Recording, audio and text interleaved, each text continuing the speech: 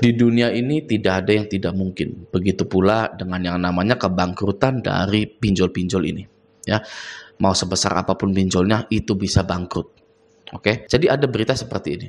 Kredit macet tinggi, minat pinjol, biaya sektor produktif diramal menurun. Jadi gagal bayar nasional sedang tinggi-tingginya sehingga pinjaman itu jadi menurun. Ya, karena juga investornya sudah makin sedikit yang mau invest ke pinjol itu. Oke, sekarang sudah jarang ada investor yang mau invest ke pinjolnya karena kekompakan dari masyarakat Indonesia untuk melawan pinjol-pinjol ini. Ya, artinya Anda juga tidak sendirian. Oke, Anda galbay itu bukan sendirian, tapi banyak kan, ramean, gitu ya. Bisa jadi ketika Anda naik angkutan umum, ya di kereta di mana sebelah Anda itu ya sudah galbay, sebelah Anda itu ya lagi nonton channel Raja Galbay, itu di HP-nya. Jadi tidak perlu ada yang ditakutkan lagi karena semua orang sudah banyak yang galbay sampai-sampai beritanya seperti ini. Kredit macet tinggi, ya. Yang namanya kredit macet tinggi itu bukan hanya dilakukan oleh satu orang saja, tapi sampai jutaan orang baru bisa dikatakan kredit macet tinggi.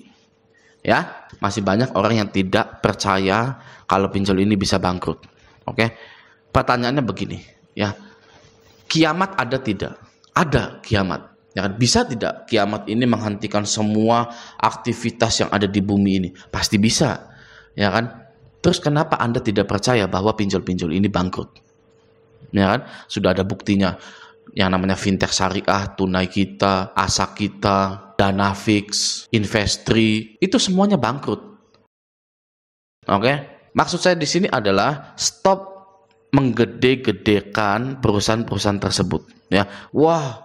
Si pinjol ini mah besar, investornya asing tidak akan tumbang, gitu ya. Jadi saya batal galbay, gitu ya. Karena pinjol-pinjol ini sangat besar sekali, gitu ya.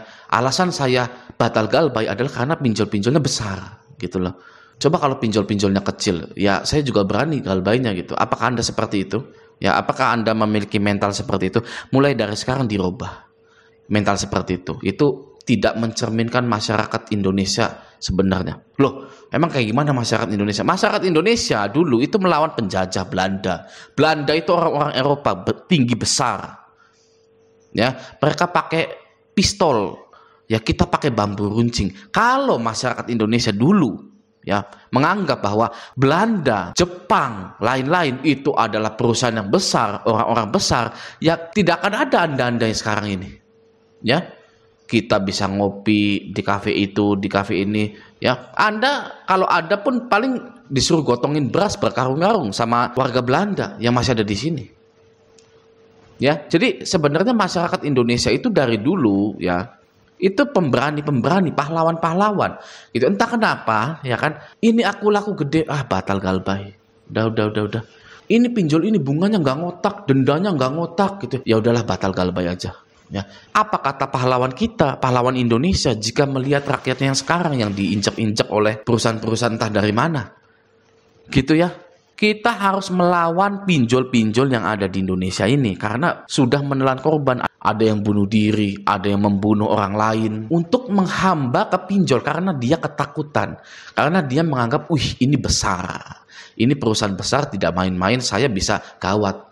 Jadi saya masih mending udah ngejualin sertifikat tanah orang tua saya. Saya masih mending durhaka kepada ibu saya, masih mending bunuh orang lain, masih mending mengakhiri hidup. Yang penting perusahaan besar ini terus maju di Indonesia. Apakah Anda seperti itu? Ya, bagaimana pahlawan Indonesia yang dulu melihat Anda seperti itu? Ya. Memang betul tidak gampang yang namanya melawan penjajah tersebut gitu ya. Tapi kalau kita berada dalam posisi yang sama, posisi yang ditekan oleh penjajah tersebut, tidak akan ada perubahan. Ya. Kita akan ada di situasi tersebut dan penerus-penerus kita, mungkin cucu-cucu kita akan terus dijajah oleh penjajah tersebut ya, jika kita tidak melakukan sesuatu. Oke? Nah, sekarang kita bahas yang sedang viral, yaitu OTP, kode OTP yang sering masuk ke ponsel nasabah yang galbay gitu. Nah, saran saya kalau di HP Anda itu ada yang berharga seperti MyBCA ada uangnya gitu ya, MBCA ada uangnya, Brimo ada uangnya, Mandiri ada uangnya gitu ya. Anda segera ke kantor cabang terdekat untuk minta pergantian nomor HP gitu ya. karena kode OTP itu kan dikirimkan di nomor HP. Oke, Anda silakan ganti nomor ya, karena memang basic dari yang namanya gagal bayar itu adalah ganti nomor ya, agar aman, tidak kena penagihan, tidak kena hack dan lain-lain. Oke, nah tapi kalau di HP Anda itu tidak ada yang berharga, ya sudah, ngapain pusing-pusingin OTP gitu ya. Yang tidak ada yang berharga kok, ngapain kita pusing-pusing mikirin kode OTP. Sebenarnya juga kita ini adalah survivor galbay gitu ya. Orang yang galbay itu harus menerima semua resiko yang terjadi ketika kita itu galbay. Kalau kita tidak bisa menerima resiko, ya resiko apapun itu, ya kan, mau kode OTP, mau itu sebar data, itu kita akan kalah, ya kita akan batal galbay. Tapi kalau mental kita sudah kuat, ya saya bersedia menerima resiko apapun demi kebaikan yang lebih baik dalam hidup saya. Ya sudah, mau disebar data, ya silakan sebar data. Anda mau sebar data berapa kali selama setahun? Nggak akan mungkin bisa dia menyebarkan data Anda selama setahun. Ya, masih banyak nasabah-nasabah yang lainnya juga. Paling nyebar data sekali doang, hari itu saja, terus besok-besoknya sudah. Jadi Anda harus nothing tulus ketika galbay itu, ya. Apalagi Anda tidak mau mengganti nomor Anda, ya. Kalau Anda tidak mau mengganti nomor Anda, jangan mengeluh. Jangan mengeluh bahwa Anda itu dihubungi oleh pinjol. Oke? Contoh misalkan Anda punya nomor XL, ya. Anda sebarkan nomor tersebut ke kantor-kantor yang Anda lamar pekerjaan gitu. Resikonya Anda akan diteleponin terus oleh HRD dari perusahaan yang Anda lamar gitu kan. Anda nggak bisa, aduh ini apa sih, kok nelpon terus, saya udah keterima kerja di perusahaan A, ini masih telepon aja ya. Jadi ada sebab dan akibat gitu. Kalau dipinjol, ya enaknya Anda itu bisa mengabaikan akibatnya, ya kan. Sebabnya Anda minjol, ya akibatnya Anda ditagih. Nah, Anda bisa mengabaikan akibat tersebut dengan cara mengganti nomornya, ya, dan tidak melanggar hukum apapun gitu ya. Oke. Lalu selanjutnya, pinjol itu bukanlah aib, ya bukan aib. Oke. Kalau aib tidak akan diizinkan beredar oleh OJK di Indonesia ini, ya. Tidak mau pemerintah kita mengizinkan aib, ya kan. Contoh ya, sebagai contoh saja, misalkan narkoba, ya kan. Narkoba itu apakah dilegalkan di Indonesia? Tidak diizinkan sama sekali. Oke, judol tidak diizinkan. Lalu dan lain-lain. Saya tidak bisa menyontohkan. Tapi kita tahu mana yang buruk, mana yang tidak. Ya, nah pinjol ini ya karena diizinkan oleh OJK, yaitu bukan aib. Ya, kalau misalkan Anda gagal bayar di pinjol, ya itu adalah salah satu dari kegiatan pinjam meminjam di pinjaman online, bukanlah sebuah kejahatan. Ya, makanya orang yang gagal bayar di pinjol itu tidak bisa dipenjara.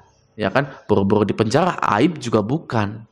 Oke, jadi jangan merasa terhina, jangan merasa terpuruk gitu kan, karena aduh saya galbay di pinjol gitu kan, ini aib buat keluarga saya gitu kan. Kalau aib ya tidak akan diizinkan oleh OJK-nya. Ya, galbay bank, jangan galbay bank BRI bukan aib gitu. Kalau pinjol aib gitu, sama-sama galbay. Ya. Ada orang seperti itu, ya galbay bank, wih keren galbay bank gitu, galbay pinjol, aib itu nggak boleh itu, ya kan? Itu otaknya gimana? Sakit apa gimana gitu kan? Kalau galbay kurma petantang petenteng gitu kan, kalau galbay pinjol aib gitu, sama-sama galbay, ya. Jadi tidak ada yang namanya aib itu, karena pemerintah Indonesia mengizinkan yang namanya pinjol tersebut, gitu, oke? Jadi saran saya untuk Anda, bagi Anda yang galbay di pinjol, untuk sementara Anda itu turunkan gengsi Anda dulu, ya. Jangan gede-gedein malu. Oke, ini untuk menyelamatkan diri Anda, ya. Nanti kalau sudah berlalu pun, ya kan, orang itu akan lupa, apalagi Andanya sukses. Ya kan, ini sudah saya buktikan.